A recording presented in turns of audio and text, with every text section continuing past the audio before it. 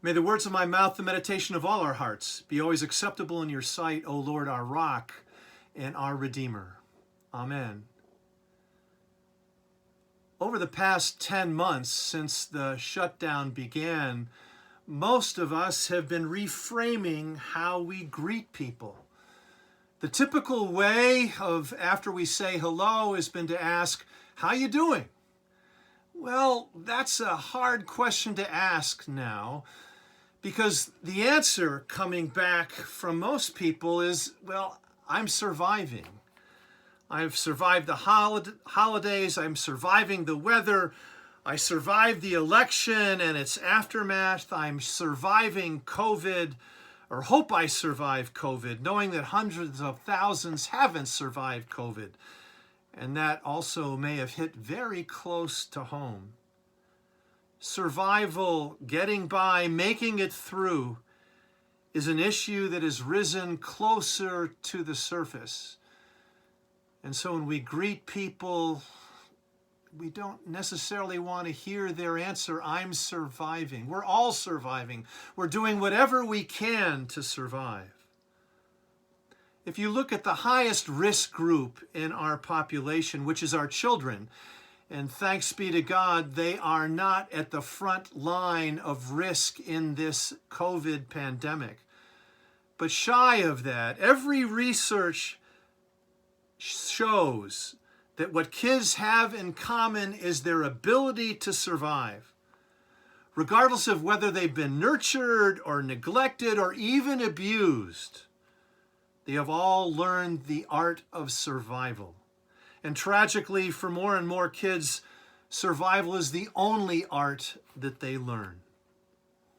And even that is in question, given the slaughter of innocents in Newtown, Connecticut 8 years ago, or Parkland 4 years ago, and God knows how many others, innocents, who have been killed over the course of time. And the temptation in the wake of our desire to survive is to double down, to hide out or protect or seal ourselves off in order to survive. Now, in the run-up to Christmas, we get a promise from the past. Through the prophets, it's an alternative message to survival. It's a message of hope and peace and joy, all gathered around a birth. This announcement is made by angels and through the movement of a star. It catches the attention of some Eastern wise men who leave bag and baggage to bring this new child, this king, gold, frankincense, and myrrh, which is the story we get today, the Feast of the Epiphany. But then, almost as soon as the child is born, or 12 days later when the Magi come, as soon as the Christmas card picture is taken, depicted in creche scenes and Christmas carols and all the rest, the story moves from hope and peace and promise to survival. At first glance, survival seems to be the primary message in today's gospel. The story which picks up after the wise men leave. The wonderful interlude of peace and glory and gifts given to the infant king is over, and reality sets in. Threatened by competition, King Herod wants the child dead. Kings don't take well to the presence of another king, even if it's an infant king lying in a manger. And so Herod sets his soldiers out to slaughter newborn Jewish boys. Joseph is warned by all of this by an angel in a dream, and that if he wants his family to survive, he needs to take the child and its mother to Egypt. The Feast of the Holy Innocents of all those slaughtered boys happened on December 28th. Egypt, which is where Joseph and Mary and the new baby went, is probably the worst place to go. Every Jew knew about Egypt. It was the land where their ancestors barely survived their years in slavery. And the story of their escape from that horrible life was told every year at the Passover Seder. But Joseph takes his family to Egypt, and after living there for a short time, an angel tells Joseph it's safe to go home, which is what they do. And the wise men, who were wise to Herod's scam, survive by going home another way.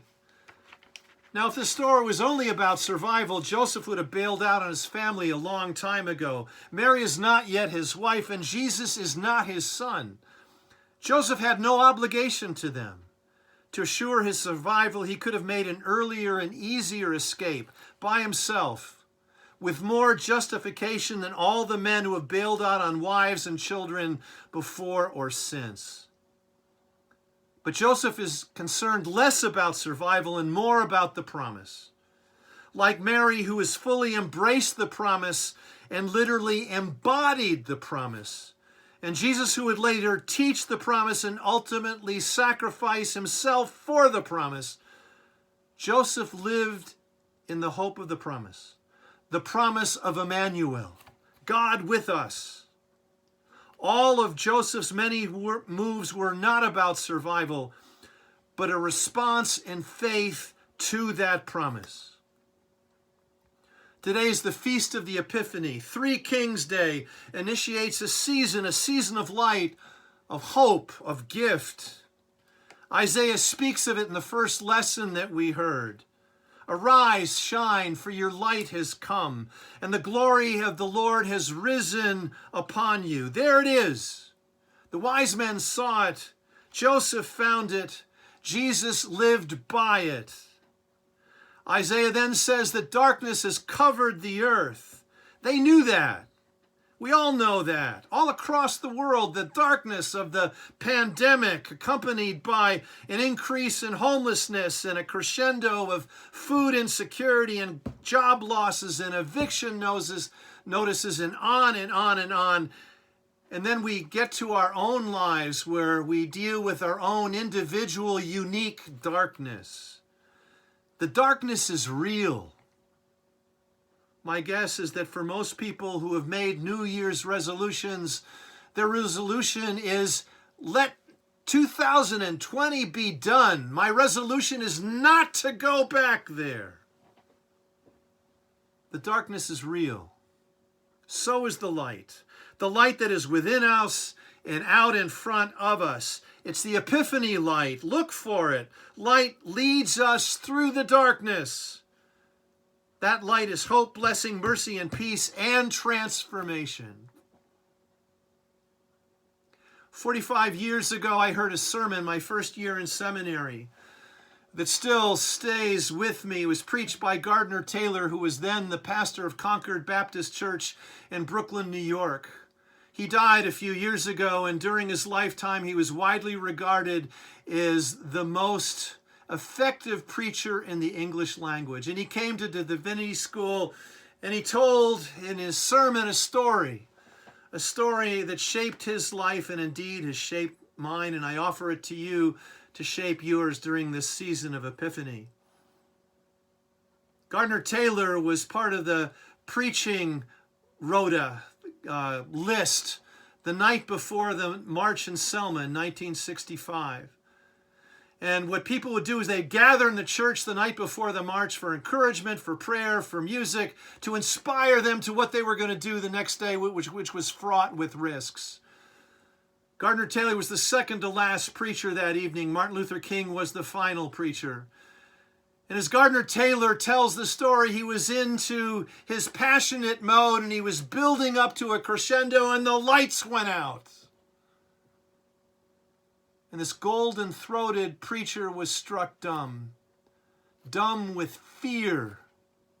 The whole place went silent. They fully expected that the doors would burst open and police or thugs would come in with clubs or guns or both. It had happened before. And in that frightful silence, a voice, an older woman's voice, comes to the pulpit from the back of the church. Preach on, preacher. We can still see Jesus in the dark. He could see Jesus in the dark. That congregation could see Jesus in the dark. Me, you, all of us, we are able to see Jesus in the dark. I want to come back for a moment to the wise men. They went home by another way to avoid Herod's henchmen, who at the very least would have arrested them, probably tortured them, and maybe even killed them. Herod did not want the story of the infant king to get out. He didn't want the story to be passed on, so he would shut it down. But as fearful as they were of Herod and his minions, the wise men had a deeper fear that was expressed in a poem years ago by T.S. Eliot. Life as they once knew it was now over because they had seen something that they couldn't unsee. It was hope. It was transformation. It was a vision and feeling that stirred their souls and changed their lives. The poet expresses this in a poem, Journey of the Magi. Reflecting on their journey to the manger, one of the Magi says, "Were we led all that way for birth or death? There was birth, certainly. We had evidence and no doubt. I had seen birth and death, but had thought they were different. This birth was hard and bitter agony for us, like death, our death. We returned to our places, these kingdoms, but no longer at ease here in the old dispensation, with an alien people clutching their gods. I should be glad of another death." They realized that they couldn't go back to their old lives as they had known them because of what they had seen. Not the star, not the angels, not the crest scene, no, but this hope that was contained in all of that. The hope in a newborn baby, vulnerable as newborns always are. They saw Jesus in the dark, and their old lives were now gone. Dead, gone. Epiphany is the season of light to get us through this instinct, to this desire to just survive. And we have some light coming in the form of vaccine. It's coming. It may be that many, and God willing, some of us will receive that vaccine during this Epiphany season, and more of us, perhaps all of us, will receive it in Lent or certainly by Easter. That's our common prayer. And then we think we can go back to the way things were, with darkness at bay, people in congregations. People tell me I can go back to singing in the choir or giving the Eucharist or receiving the Eucharist, seeing people, hugging people. Kids can go back to school without worry. We can eat in restaurants. We can go to the movies. That will be great. That will be wonderful. But through this pandemic, we have seen things that we may have not wanted to see. More darkness than our souls want to absorb. That the people most at risk have been the ones who have either been marginalized because of their race or ethnicity, or because they are service workers who have had to put themselves in jeopardy to earn modest, if not minimal pay, and they don't get paid if they don't show up. The veil of injustice has been ripped off, and there will be pressure to unsee that. Don't fall for it. And yet, there has been light in the COVID darkness, moments of light. Not knock yourself off a horse blind like as what happened to St. Paul, but moments of grace, of hope, stories that we have been harvesting through this time, little blessings, little epiphanies. They have happened even in the midst of all this unrelenting darkness.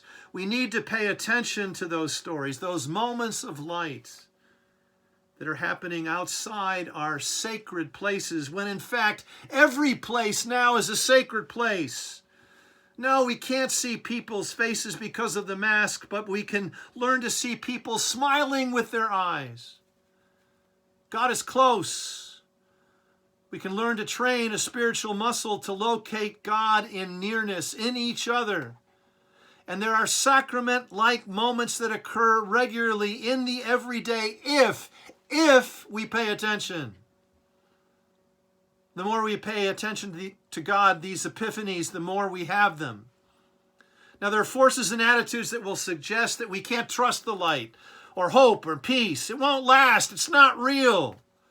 Voices that say we need to continue to live in fear or isolation or protection, or with some fabricated light that happens only when we turn on a switch. That's the only way we can survive, these voices and forces tell us. We Christians aren't meant to fall for that. Instead, we are drawn to the light. To live in the light is to live with gratitude. It opens us up. It becomes a habit and reframes the way we look at the world. Anne Frank, the teenage prodigy who died during the Holocaust and who knew a whole lot about darkness, nonetheless wrote, "Look at how a candle can both defy and define darkness." She was a light, continues to shine in the world through her witness. We are the candle. You and I, we can give thanks for being that candle. The gratitude that is imbued in us is foundational to who we are. God was grateful for us that he gave his son. He could have withheld it. Our son Jesus was grateful for us. He gave his life so we could live in the freedom to be grateful, to be living by the light. Gratitude moves us from survival into freedom. Gratitude is a choice. It requires discipline to see it, to claim it, and to share it.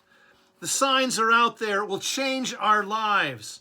Look for the light, the candles, the glimmers, the flashes. They're there. Because in gratitude, we can see the light. And when we are grateful for that light, we see more light and become bearers of the light. And oh, sweet Jesus, does the world need our witness? May it be so.